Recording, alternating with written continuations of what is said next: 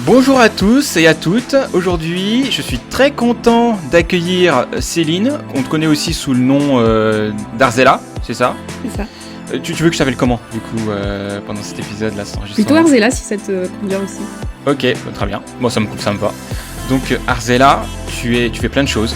Tu es écologue, éducatrice à l'environnement, autrice, compositrice. Tu écris du coup et tu chantes pour parler du vivant.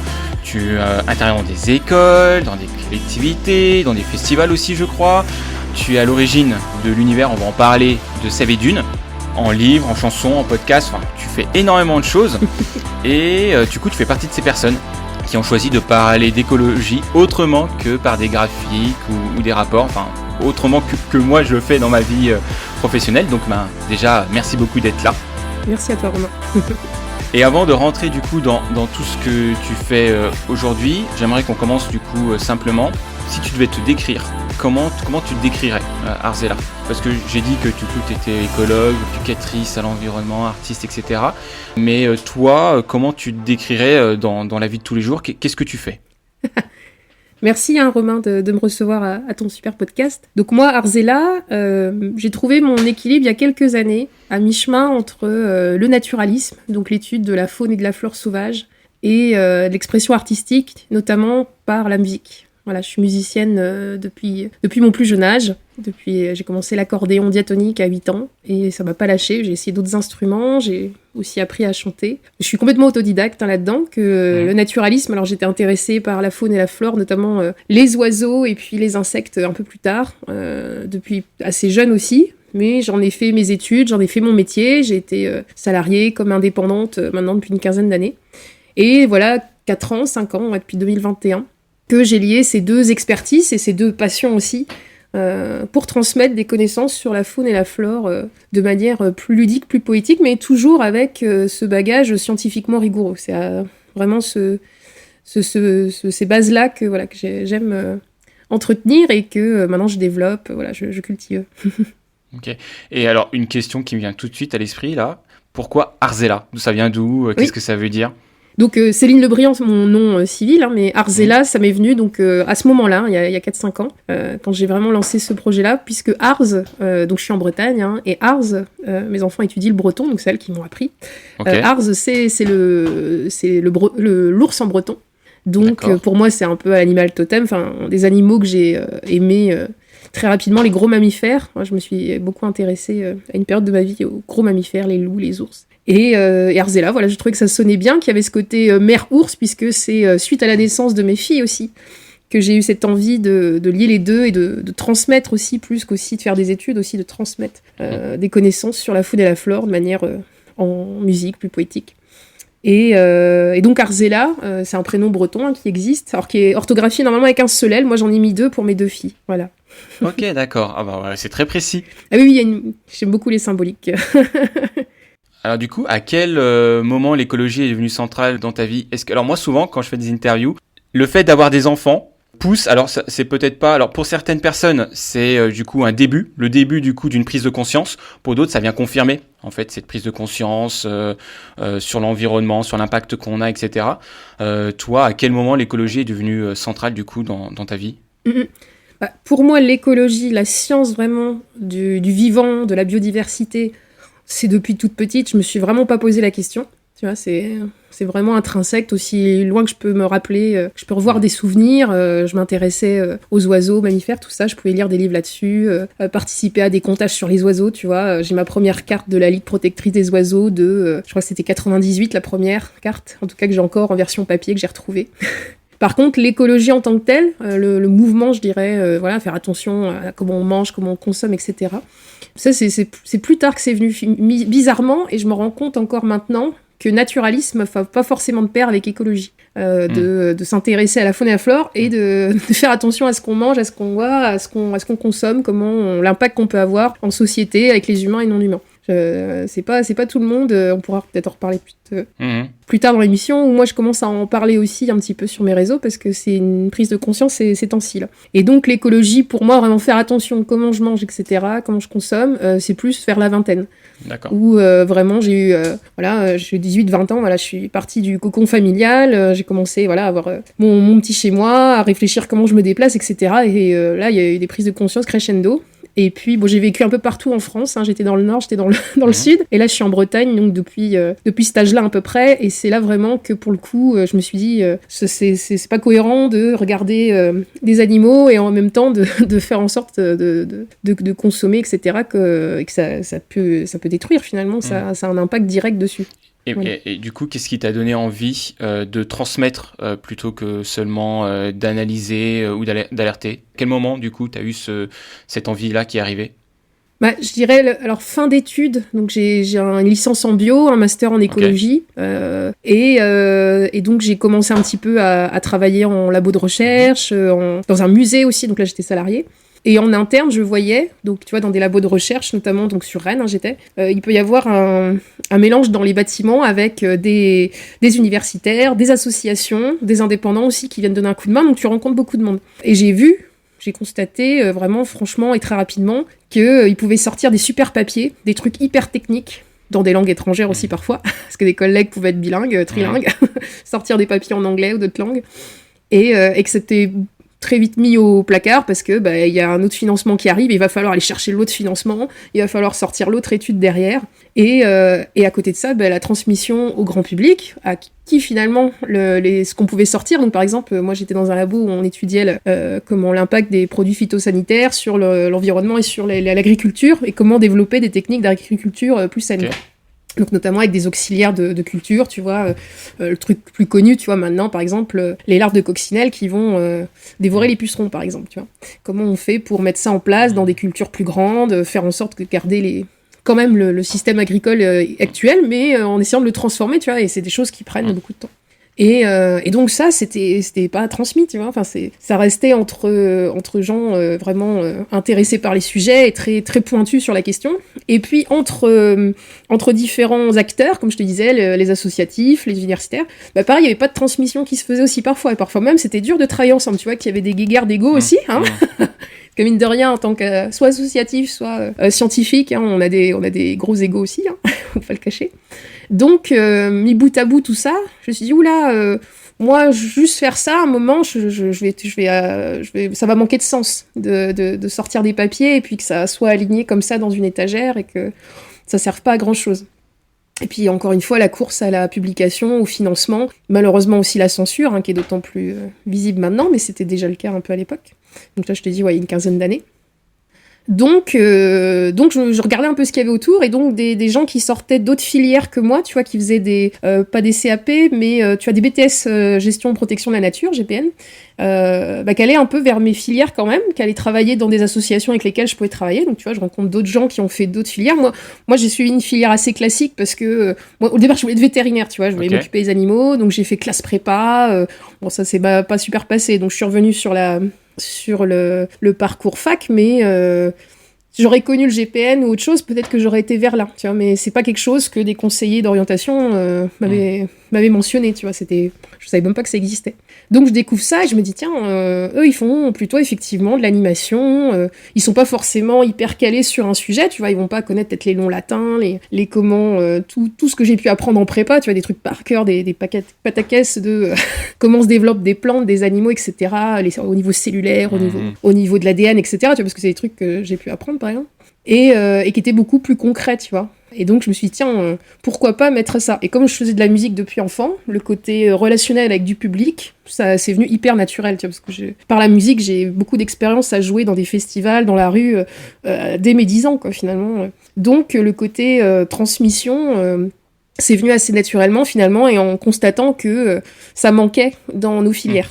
Et j'étais contente, en fin d'exercice dans ces environnements, de voir des gens en asso et des gens en labo se serrer la main, essayer de faire des projets ensemble, justement vers le public, vers le grand public. Donc je me dis, si j'ai un peu participé à ça, j'étais assez contente. C'est comme ça que je trouve qu'on a le plus de résilience, hein. C'est effectivement quand on a un danger, je trouve, c'est quand du coup tu as des experts qui travaillent dans un milieu, dans un domaine, on peut avoir tendance à s'enfermer, enfin à devenir expert du coup dans ce domaine, à s'enfermer du coup dans l'expertise très pointue du coup de ce domaine, et d'oublier en fait de prendre de la hauteur et de se dire ok, comment on fait maintenant pour travailler du coup avec d'autres, pour appliquer peut-être la solution sur le terrain, au niveau politique aussi, comment on peut faire. Et là, c'est là du coup où travail en commun, ça permet justement d'appliquer ces solutions-là, et peut-être que d'autres groupes peuvent aussi apporter aussi d'autres idées, d'autres solutions, et peuvent nourrir du coup toute la démarche, la pensée, les idées, etc. Ok, et du coup tu parlais de musique. Pourquoi avoir choisi la musique et les histoires pour parler d'écologie, notamment aux enfants? Alors je sais bien que tu l'as dit, tu fais de la musique déjà depuis longtemps, mais est-ce qu'il y a d'autres raisons? Est-ce que tu as peut-être l'impression, ou tu vois que... est-ce qu'il y a des choses qui se passent un peu plus que quand on raconte du coup des histoires, ou quand on dit des choses beaucoup plus peut-être concrètes à des enfants? Ouais, complètement.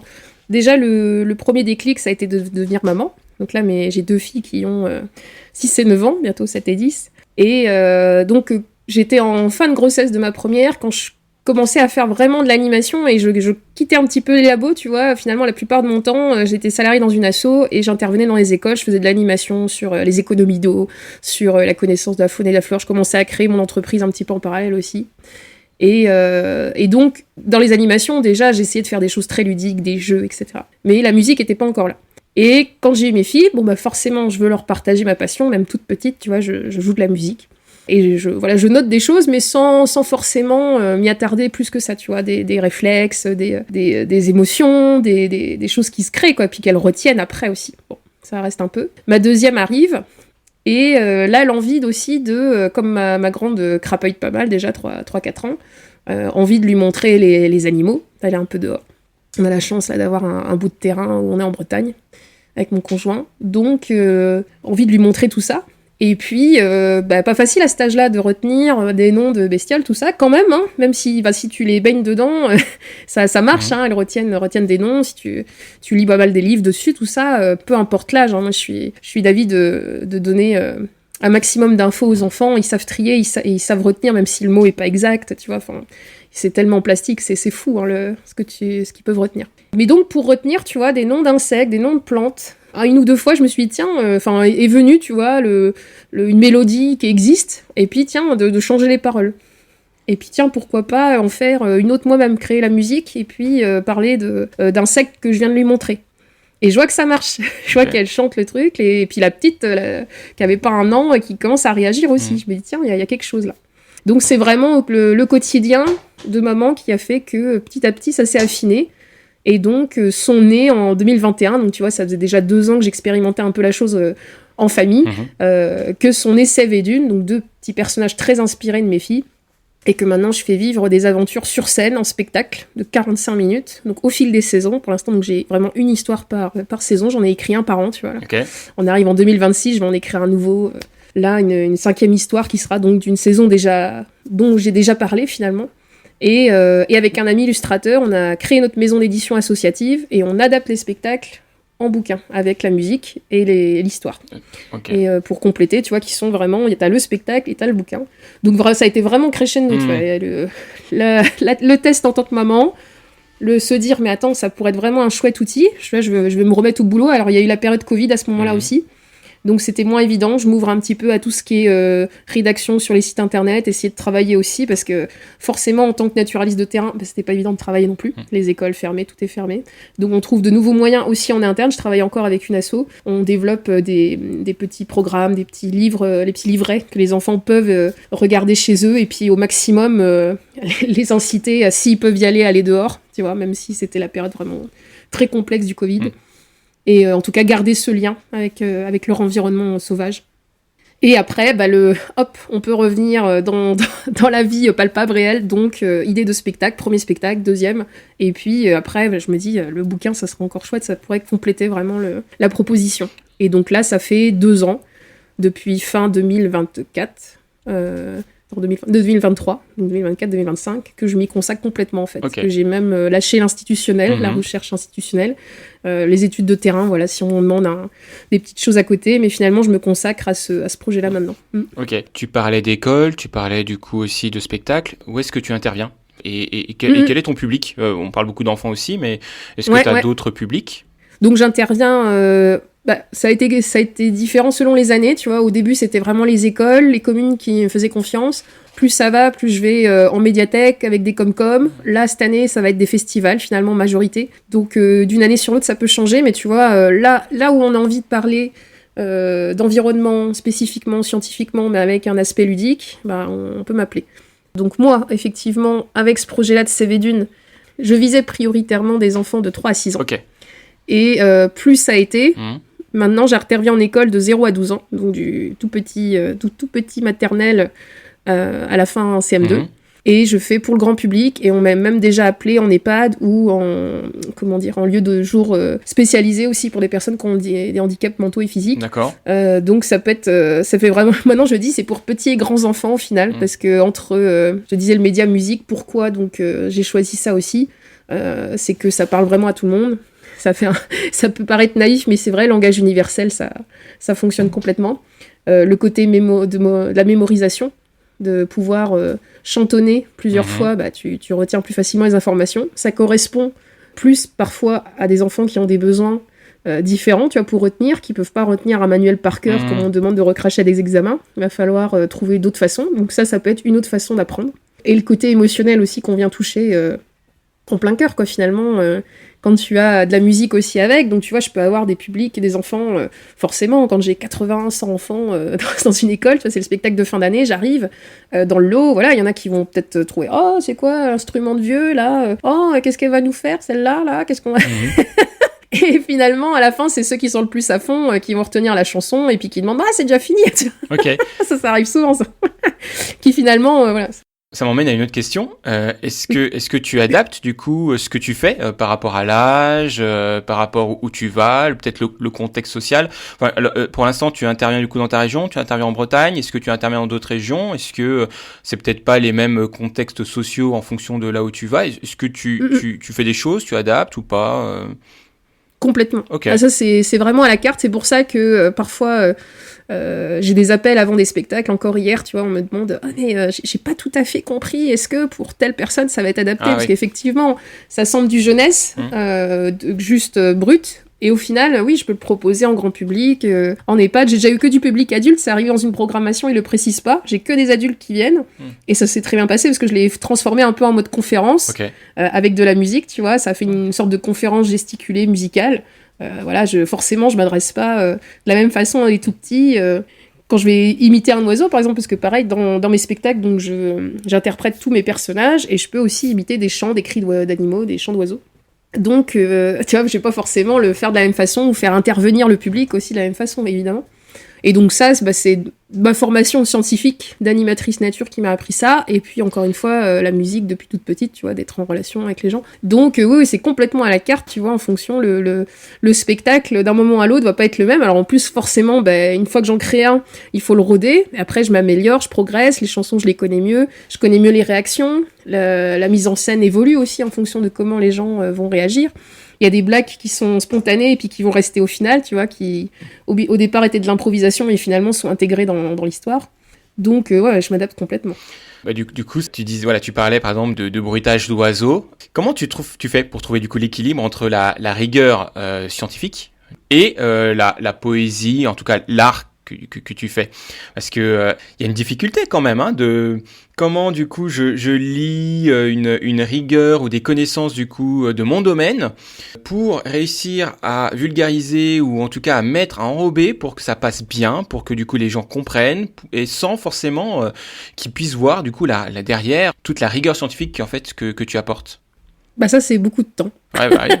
C'est beaucoup de tests, beaucoup d'erreurs, et je retente. Tu testes, et tu testes chez toi? Tu testes du coup avec en famille? Oui, j'ai le public à la maison qui est accrocheur. Donc tu vois, pas me vanter, mais donc j'ai sorti aussi l'année dernière une petite compile d'histoires juste en audio. Et elle tourne toujours dans la voiture. Donc, tu vois, elle me la demande. Je m'entends moi-même et ça va. Parce que s'écouter soi-même, s'il y a des musiciens ou chanteurs, chanteuses qui nous écoutent, c'est pas forcément évident. Ou même, j'imagine, pour toi qui te podcast. Ouais, c'est pas évident. Écouter son émission, se regarder en vidéo. Et là, de plus en plus, je me dis, je m'entends, j'accepte. Donc, je me dis, c'est qu'aussi, je me suis améliorée, j'ai appris aussi. Et non, c'est beaucoup de tests, hein. Il n'y a pas à réfléchir plus, hein, c'est prendre le crayon, écrire. Moi, je suis beaucoup crayon, hein, beaucoup manuel. Pour le coup, après je passe à l'ordi forcément après pour retransmettre aux collègues parce que pour le bouquin je travaille avec un illustrateur, pour la partie musique je travaille avec aussi des copains musiciens, que ce soit pour le studio, pour le livre ou pour sur scène, parfois on a 2-3 occasions, on peut jouer tous ensemble sur scène aussi. Donc c'est le travail d'arrangement, de composition, enfin là c'est le test hein, forcément. Et après effectivement quand je lance un nouveau spectacle, j'aime bien rôder avec quelques groupes, quelques secteurs du coin. Tu vois, ça va être soit proposé dans mon village, à la médiathèque, et puis une soirée, et puis sinon une fois dans une école qui a pas trop les moyens. Mes enfants sont en école d'Iwan associative, tu vois, il y a clairement pas de moyens.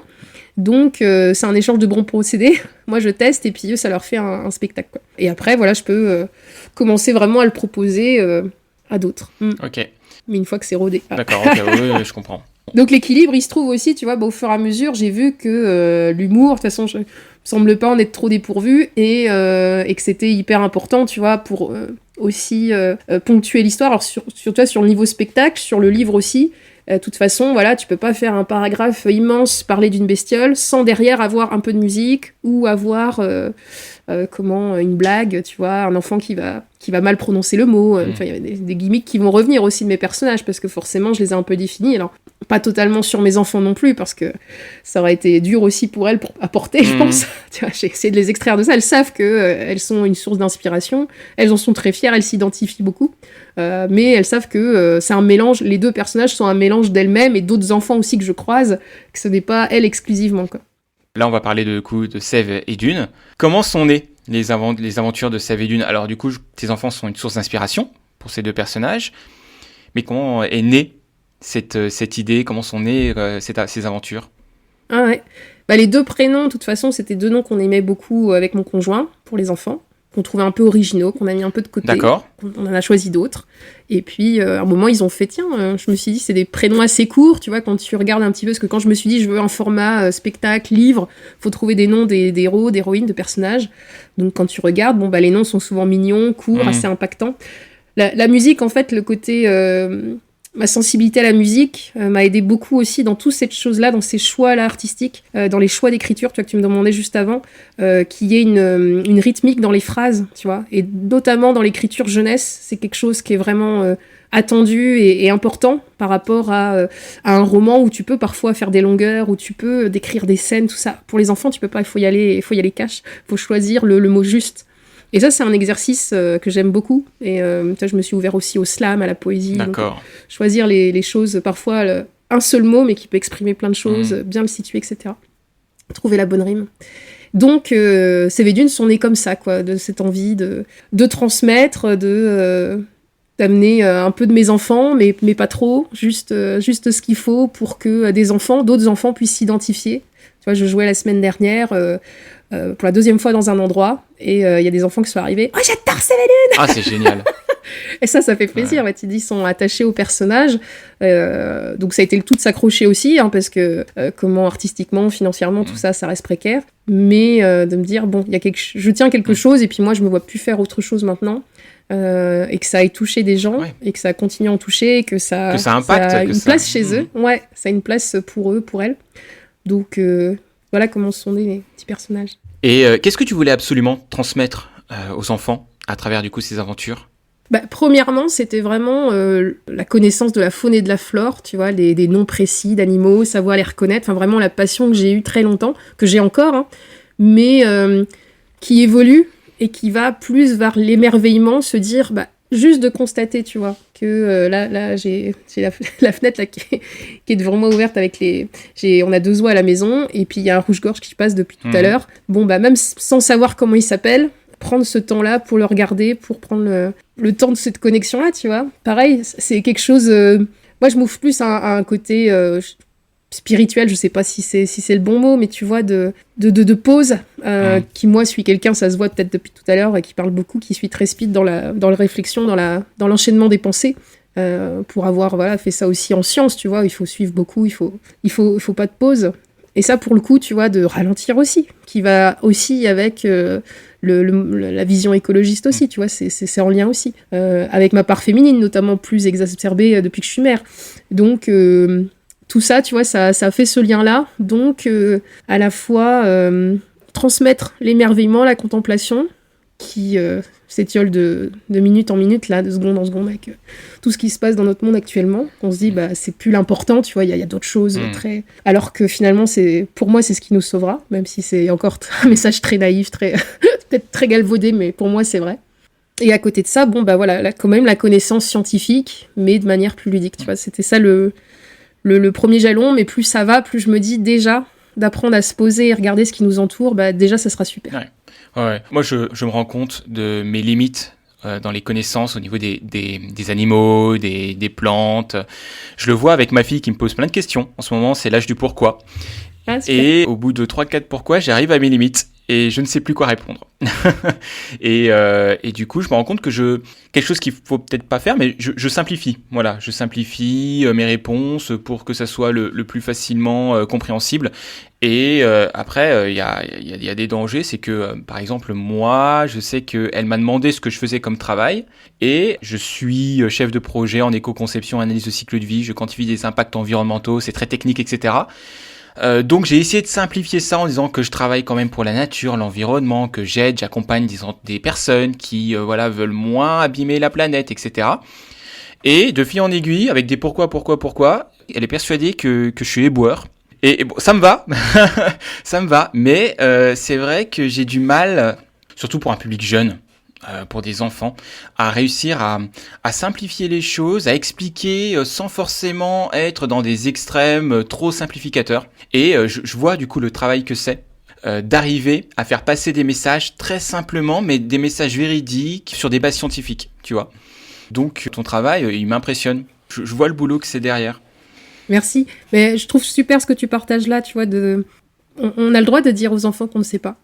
Je ne sais pas, ou je pourrais pas te le dire tout de suite. Laisse-moi le temps d'y réfléchir et je vais t'expliquer, parce que ça apprend le temps long aussi. Le temps long, le temps de la réflexion, tu vois, c'est toi qui leur montre aussi. Au final, si tu sais pas tout de suite l'expliquer, c'est comme ça. Voilà. Si pour l'instant tu es éboueur, c'est comme ça, et puis tu vas pouvoir revenir dessus, un jour lui montrer, l'emmener peut-être avec toi. Tu trouveras le mot juste qui fera que, ah oui, il y a le déclic, vraiment. Et c'est aussi ça avec la pratique, de toute façon, ça vient aussi. Et effectivement, de trop parfois simplifier, on peut perdre aussi l'essence du message. Et encore une fois, tu vois, comme j'aime bien le dire dans mon podcast, de pas prendre les enfants pour des jambons, ils sont capables de comprendre aussi. Et peut-être qu'ils le simplifient, que le mot qui va sortir, tu vas te dire, ah non, mince, elle a pas compris. Et au final, si elle a peut-être compris, c'est juste avec ses mots à elle, ou à lui, ça va être cette explication-là, mais en tout cas, savoir accepter là, je sais pas. C'est bien aussi. Tu as créé du coup les aventures de Sève et Dune. Tu es à l'origine aussi d'un podcast, La Cabane de Sève et Dune. Pourquoi avoir créé du coup ce podcast-là ? Alors là, c'est une émission de radio à la base, je la podcast effectivement sur Spotify. Donc c'est avec Radio Rennes, donc radio locale près de chez moi. Donc il y a 40 ans d'existence, tu vois, radio associative. Donc tous les ans, ils recherchent un petit peu des projets. Donc moi, ça fait un moment et de toute façon, Sève et Dune sont aussi nés de ma prise de conscience aussi en littérature jeunesse. Et d'autres culture jeunesse en général, la chanson, le spectacle, en tout cas toute culture jeunesse qui a une vocation à transmettre des choses sur la nature et à de faire des approximations, parce que derrière ça a été un peu trop vite, où il n'y a pas eu le temps de la relecture, notamment scientifique, où c'est business, voilà. Et donc je me suis dit, mince, quand même, pour moi, la littérature jeunesse, le spectacle, la chanson, les comptines, on aime beaucoup les comptines pour les enfants, c'est encore très, très actuel, la musique, la chanson, ça façonne leur monde, cet imaginaire-là, même si, ça peut rester de l'imaginaire, ça façonne quand même leur vision du monde. Donc, dans ce qu'on leur lit notamment dans la littérature, je suis d'avis que on peut faire attention, même dans un tchoupi, pour prendre un exemple lambda, même dans un tchoupi, même dans un babar, faire attention à comment sont représentés les animaux. Donc, l'exemple qui m'avait choqué le plus à l'époque, enfin deux premiers exemples, donc c'est dans les premiers épisodes de La Cabane de Sève et Dune, parce que ce dont il est question dans l'émission, tu vois, je parle de culture jeunesse à l'état sauvage, je donne des clés pour que ce soit des auteurs, mais que ce soit aussi des enseignants, des parents, même des enfants peuvent écouter l'émission. À quoi on peut faire attention si l'environnement, l'écologie, c'est important pour nous, la faune, la flore sauvage. Donc, premier truc, c'était très souvent, tu pourras ouvrir un bouquin avec tes enfants, une araignée, très souvent, en littérature jeunesse, c'est une boule, et parfois avec 6 pattes. Alors qu'une araignée, quand tu regardes ne serait-ce qu'un instant sous une loupe bino ou sur un dessin technique, scientifique, ça va être 2 parties du corps, le céphalothorax, l'abdomen, et 8 pattes. Ce qui est différent du coup des fourmis qui ont 3 parties, c'est ça? Exactement, Ok. les insectes. Les insectes ont 3 parties du corps, tête, thorax et abdomen, et ont 6 pattes, qui sont fixées sur le thorax. Et tu vois, L'araignée n'est pas un insecte. non. Voilà. Exactement. Okay. Et c'est une différence, et c'est le premier truc que tu vois quand tu fais une animation nature, que tu veux parler des petites bêtes. Bon, bah, c'est un des premiers trucs qu'on peut faire avec les enfants, c'est compter les pattes. Et donc, je me dis, sur un premier bouquin, paf, Choupi, il est en train de regarder une boule comme ça, je peux t'en sortir un direct. Enfin, là, j'élimine, et puis moi, je les garde plus pour le côté scientifique, moi, et de mon émission aussi, pour alimenter mon émission. Mais voilà, au bout d'un moment, j'étais, c'est pas possible. L'autre gros truc aussi, c'est les manchots qui sont appelés pingouins, dans 90% des livres jeunesse. Parce qu'il y a la traduction qui est rapidement faite. Tu vois, dans beaucoup de langues, manchot se dit penguin, penguinos, pingvin. Donc, forcément, ça ressemble, donc on traduit pingouin. Alors que les pingouins sont dans l'hémisphère nord, sont des animaux qui volent. Il n'y en a qu'une seule espèce au monde, et on a la chance, moi, en France et sur les côtes bretonnes, d'en voir. Et les manchots vivent dans l'hémisphère sud. Il y a une 30aine d'espèces dans le monde, et ce sont des oiseaux qui ne volent pas, mais qui sont d'excellents nageurs. Il y a du boulot là-dessus, parce que là, j'ai vu l'information il y a peu de temps. C'est Donald Trump qui publie une photo générée par IA où il tient enfin, alors du coup, excuse-moi, c'est pas les bons termes, mais la nageoire du coup d'un manchot. Ouais, son aile, quoi, mais c'est son aile adaptée à la nage, en tout cas. Ouais. Ok, son aile au Groenland, avec du coup le drapeau américain. Ouais. Tu vois. Alors que apparemment, du coup, c'est ce que tu dis, c'est que du coup, il n'y a pas de manchot en fait au Groenland. J'ai vu ça. Il y a plusieurs caricatures en plus de ce qui se passe en ce moment avec Trump qui ont surgi et qui font cet amalgame. Donc même des dessinateurs, tu vois. De presse, quoi, aguerris, mais qui n'ont pas pensé à ça. Et donc, alors c'est pas moi la première à être montée au créneau, il y a la Salamandre, donc il y a un média suisse, qui est à la fois une revue nature, mais aussi un média en ligne maintenant, avec un festival, etc. Et donc, ils ont fait une petite publication, là, ces jours-ci, pour en parler, pour dire, mais arrêtez de dessiner des manchots, il y en a pas, là. Un ours polaire, à la rigueur, avec... et un manchot... Par exemple, ils ont fait un truc rigolo, ils ont fait un ours... Enfin, rigolo, entre guillemets, mais pour du dessin de presse, ils ont fait un ours qui est manchot, qui a une patte en moins. Il a dit, à la rigueur, moi, je suis manchot, mais pas... et je suis là. Mais pas... voilà. Donc voilà, donc c'est donc je parle dans la cabane de Cévédune notamment. Je passe aussi des musiques qui ont un lien avec l'environnement et je parle d'actu jeunesse, notamment littéraire, où justement je cite des ouvrages et d'autres formats artistiques qui font attention à ça, ou en tout cas qui s'en approchent, parce que forcément c'est pas évident à trouver. Justement, là, on parlait d'actualité. J'ai vu que du coup, dans un épisode, tu as analysé la pub d'une marque de supermarché connue avec un loup végétarien. Cette pub, elle a fait un tabac, pas qu'en France, au niveau international aussi. Donc, c'est un loup qui devient végétarien pour se faire des amis. Déjà, qu'est-ce qui t'a donné envie de la décrypter, cette pub-là? Moi, au premier abord, c'était vraiment le loup qui devient végétarien. Donc là, à mon sens, au niveau naturaliste brut, tu vois, au niveau scientifique. Après, moi j'aime bien les histoires aussi qui amènent des émotions forcément humaines, tu vois, pas parce que je vous parle de ça que je me cantonne à ça, bien sûr je suis ouverte à l'imaginaire, tu vois, moi je viens de reprendre le dernier livre de Damasio, tu vois, pour ceux qui connaissent, voilà, je suis pas cantonnée à un truc, on parle de ça aujourd'hui, mais sachez que je suis ouverte à tout. Et donc, rien que ça, me dire, c'est quoi le message ? C'est qu'il faut changer complètement de nature pour pouvoir se faire accepter. Bon, j'étais un petit peu... Et puis, quand on prend un peu de recul encore, on se dit, la multinationale Intermarché qui crée ça, ils ont une force de frappe. Pourquoi ça a marché ? Parce qu'ils ont une force de frappe énorme, c'est une multinationale. Parce que même quand tu regardes, parce que comme je fais de la musique, je m'intéresse aussi au milieu artistique, musical en général, tu vois, même des icônes, des gens très connus font de la publicité et mettent des milliers, des millions d'euros, de dollars pour avoir cette publicité, cette visibilité. Donc en soi, est-ce que c'était vraiment le travail artistique qui était reconnu là, parce que le dessin en plus, sans intelligence artificielle, moi je salue grandement, mais est-ce que c'était vraiment ça qui a été mis en avant ? Et finalement, le loup n'était pas si végétarien que ça, donc l'association Bloom l'a mis en avant notamment, avec Claire Nouvian, que finalement il mange du poisson, et donc ça met bien en avant que le poisson n'est pas l'égal d'un autre mammifère, tu vois, d'un sanglier ou d'un chevreuil ou quoi que le loup aurait pu manger. Et donc, quand on regarde, Intermarché, qu'est-ce que c'est ? C'est une des plus grosses flottes de chalutage au monde. D'accord. Donc, en fait, c'est faire passer aussi par ça le message que le poisson, bah, c'est cool, et enfin, tous ces poissons-là, vous pouvez les manger, il n'y a pas de problème. Enfin, quand tu grattes, finalement, tu te dis, mais c'est hyper problématique, hein, il y a beaucoup de choses. Et donc, voilà. Donc, moi, je suis partie du truc lambda, et puis quand j'ai pris du recul, je fais, ah ouais, en fait, il y a un monde. Et tu peux le faire, voilà, sur, je pense, beaucoup de productions qui sont données à des multinationales comme ça. Donc, effectivement, on revient peut-être au contexte global actuel, mais voilà, que l'argent domine tout, et que c'est bien triste, et que d'arriver à des productions hyper locales, où tu fais tout toi-même, tout ça. En France, c'est dévalorisé. Alors, dans d'autres pays, c'est plus mis en valeur, mais ça, dans quelles conditions aussi, tu vois. Tu vois, je pense à des auteurs américains, tu vois, qui ont vraiment fait leur carrière tout seuls, tu vois, qui vraiment font des appels. Tu vois, Brandon Sanderson, qui est une référence dans le milieu de la littérature de l'imaginaire. Il fait des campagnes de crowdfunding à des millions de dollars. Voilà, il arrive à se mettre tout seul et c'est reconnu, tu vois, qu'il arrive à faire le truc tout seul, tout ça. Et en France, ouais, tu fais quelque chose de bout en bout, sans IA, sans trop de moyens, tout ça, mais non, c'est parce que t'as pas été accepté dans ce milieu-là d'élitisme, parce que t'as pas... voilà, c'est... Certainement, tu fais quelque chose rouler sous les aisselles, que donc t'es mis sous le tapis. Donc, il y a deux poids, deux mesures aussi là-dedans. Pardon. Ok, et moi je trouve que ça nous questionne aussi sur notre rapport à la nature et aux animaux, tu vois. C'est que ma fille, qui a 4 ans, elle a une peur du loup qui est incroyable. Ça l'angoisse. Enfin, elle faisait des cauchemars, etc.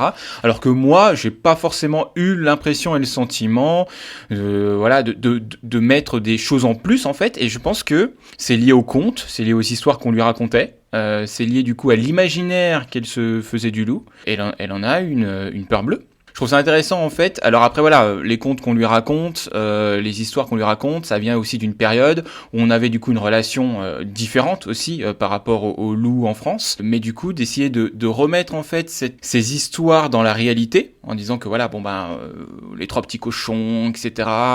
Il y a une image qu'on voulait mettre derrière sur du coup le loup, mais que actuellement le loup voilà ce qu'il en est aujourd'hui. C'est pas si évident que ça, tu vois. Non, mais je trouve ça, c'est super chouette ce que tu fais. À quel âge ta fille, tu disais ? Elle a 4 ans.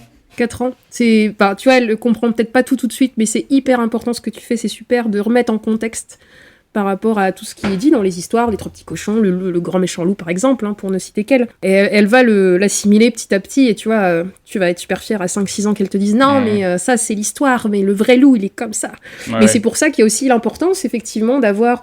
donc ce regard en tant qu'adulte, pouvoir le transmettre, expliquer, bah oui, on a lu l'histoire là, dans la réalité, c'est ça. T'es pas obligé de le faire à chaque fois, forcément, t'es en train de lire une histoire du soir, hein, je dis pas ce que vous devez faire en tant que parent ou en tant qu'enseignant, hein, mais on fait tous du mieux qu'on peut, hein, de toute façon. On fait ça qu'on peut avec ça qu'on a, comme on dit par chez nous. Mais en tout cas...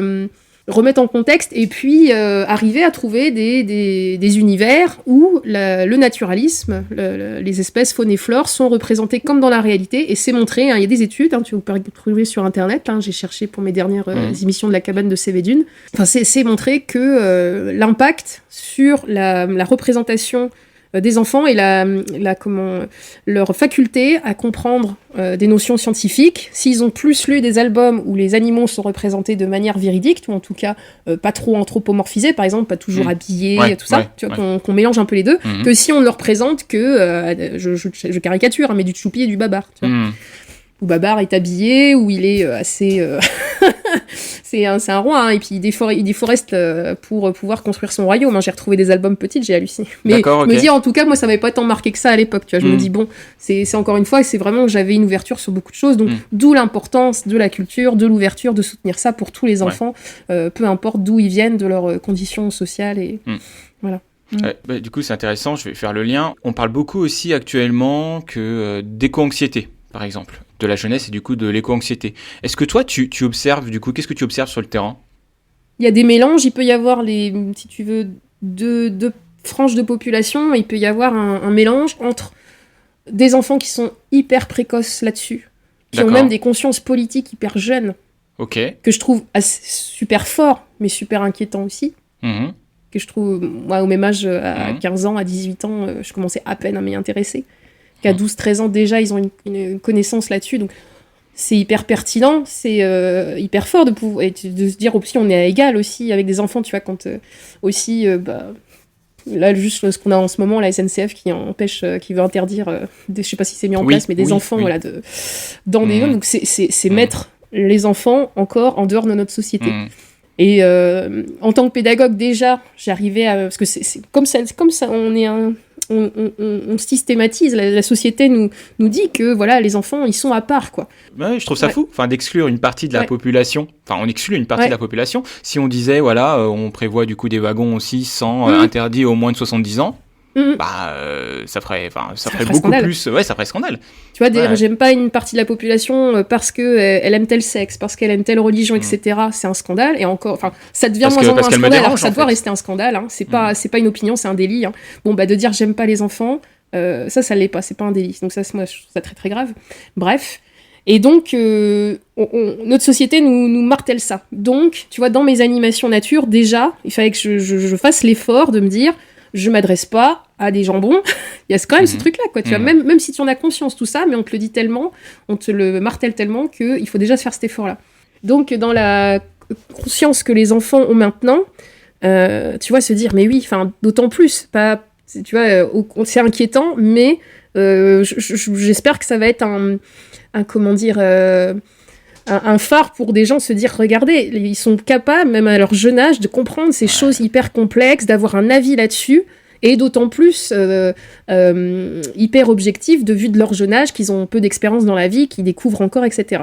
Et d'un autre côté, je vais avoir une frange de public, en animation, tout ça, qui sont complètement déconnectés de tout ça.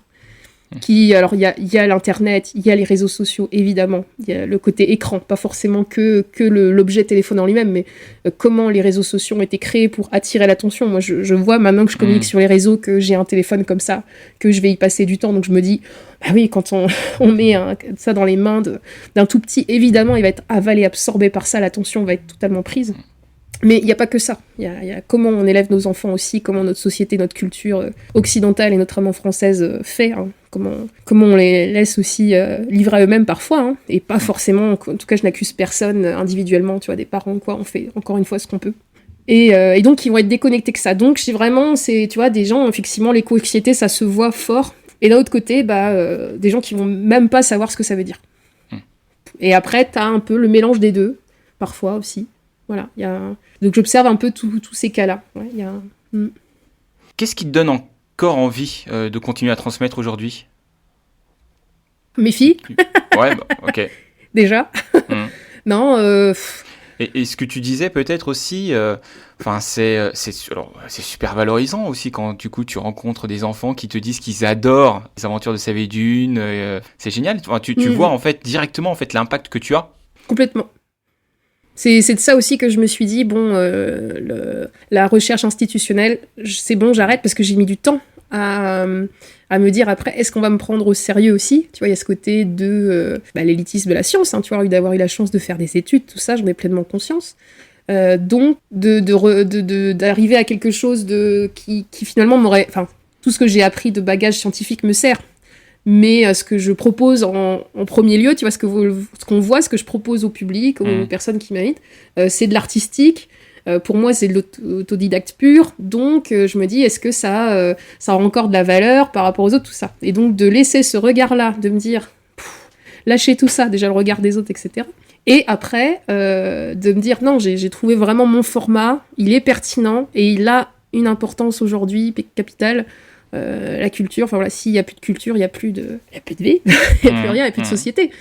Tu vois, voilà ce qui se passe ailleurs, mais clairement ce qui se passe ici. Il n'y a pas à aller voir très loin, de retirer des livres, d'aller dans une librairie et de retirer certains ouvrages qui ne plaisent pas, et d'en laisser d'autres en vitrine, dans d'autres librairies, voilà, tenues par des milliardaires, voilà, on en arrive là. Donc... pour moi, on ne devrait pas avoir à faire cet élitisme culturel et voilà, tout message, toute personne qui a envie d'exprimer quelque chose devra pouvoir avoir ce temps déjà, parce que c'est un temps long de créer quelque chose de soi-même et de pouvoir le valoriser par rapport aux autres, qu'il n'y a pas cet écrasement et cet élitisme. Ouais. Où est-ce qu'on peut suivre ton travail ? Donc moi je partage essentiellement sur mon site internet arzela.com, Arzela, A-R-Z-H-E-2-L-A. Voilà, on Ou mettra le en site. description. Merci. On mettra tout en description. Voilà, Ok. le site saveedune.fr. Ok. Donc j'ai une infolettre, vous pouvez vous abonner. Et puis sinon, le réseau social que j'utilise le plus, c'est Instagram. Vous pouvez venir voir. Donc je fais des vidéos régulièrement. Je teste des concepts. Je permets d'ouvrir justement faire des tests. Comme je te disais tout à l'heure, il faut beaucoup tester. Donc c'est ça aussi que permet le réseau social là. Je m'éparpille pas. Je mets un peu sur Facebook, un peu sur YouTube. Mais vous mettez Arzela, vous me trouvez maintenant facilement de toute façon sur Google ou sur d'autres trucs. Mais encore une fois, moi, plus ça va, plus je vais aller vers je suis déjà dans le réel pour le spectacle, pour le livre, les rencontres. Et plus ça va, plus tout ça va se fermer. Il y aura peut-être plus que l'infolettre à un moment, peut-être un Telegram ou un WhatsApp. Et puis, plus je peux me passer de ça, mieux c'est aussi pour la concentration, pour être dans le vrai avec les gens. Ouais, je comprends. On mettra du coup les 3 principaux liens du coup, en description. Ok, et est-ce que tu penses que c'est possible de nous interpréter une chanson courte ou un extrait en direct? Bien sûr, avec plaisir. Ouais. J'ai l'instrument qui est pas loin. Ah bah, super. Et, donc, je peux vous interpréter une chanson du... Je vais me décarler un petit peu. Vas-y. Je peux vous interpréter une chanson du dernier spectacle que j'ai créé de Saveedune, donc qui s'appelle La Libre Forêt, où je parle donc de la libre évolution des forêts, le fait de laisser des arbres grandir et mourir, les laisser pour avoir une forêt en tant que telle. Et puis je parle aussi du déterrage des blaireaux, donc de la chasse dont sont victimes 9 mois par an ces animaux, alors qu'on ne les mange pas et qu'ils ne transmettent pas de maladies, et que dans plein d'autres pays autour de nous, en Europe, ils sont protégés. Et juste avant de jouer, je dis que le prochain album de Saveedune sort à la mi-mars. Oui. Ça vous intéresse? Très bien, merci. Au fil de l'eau, donc c'est le spectacle de l'été. On l'adapte avec le copain illustrateur Rekua. Là, ça va sortir à la mi-mars, donc on va commencer les précommandes là en ces jours-ci là. Donc n'hésitez pas à venir voir si ça vous intéresse. Et puis voilà, travail indépendant dit soutien indépendant aussi. Est-ce que vous m'entendez bien là? Ouais, on t'entend super bien. Ça marche bien? Donc la chanson s'appelle Mélès Mélès, c'est le nom latin du blaireau. Tapis de mousse et l'ivoire, un peu d'eau douce, voilà mon territoire. Limaces, fruits, escargots, pour manger un morceau. Je mène ma course, quand vient le soir, moi le faux ours, aux rayures blanches et noires. Soudain une secousse, puis vient le trou noir. Mélès, Mélès, mais laissez-moi, qu'ai-je donc fait pour qu'on me broie? Qu'ai-je sur la face pour qu'on me chasse? Moi c'est blaireau, et pas un vilain mot. Oh, Mélès, mais laissez-moi, qu'ai-je donc fait pour qu'on me broie? Qu'ai-je sur la face pour qu'on me chasse? Qui est blaireau, moi ou mes bourreaux? Voilà, c'était un petit extrait. Magnifique, merci beaucoup. Du coup, merci Arzela, et on va s'arrêter là. Merci d'avoir écouté cet épisode de podcast. On se retrouve dans 2 semaines pour un nouvel épisode. N'hésitez pas du coup à suivre Arzela du coup sur ses différentes possibilités, soit Instagram, soit du coup sur ses différents sites. Et abonnez-vous, pour écouter d'autres personnes que je vais interviewer du coup dans les prochaines semaines sur d'autres sujets. Et d'ici là, je vous dis du coup à vos gourdes et vélo, et tenez bon, même si du coup la période actuelle est un peu anxiogène. On est tous ensemble. Merci à vous. Salut, merci Arzela. Salut, Kenavo.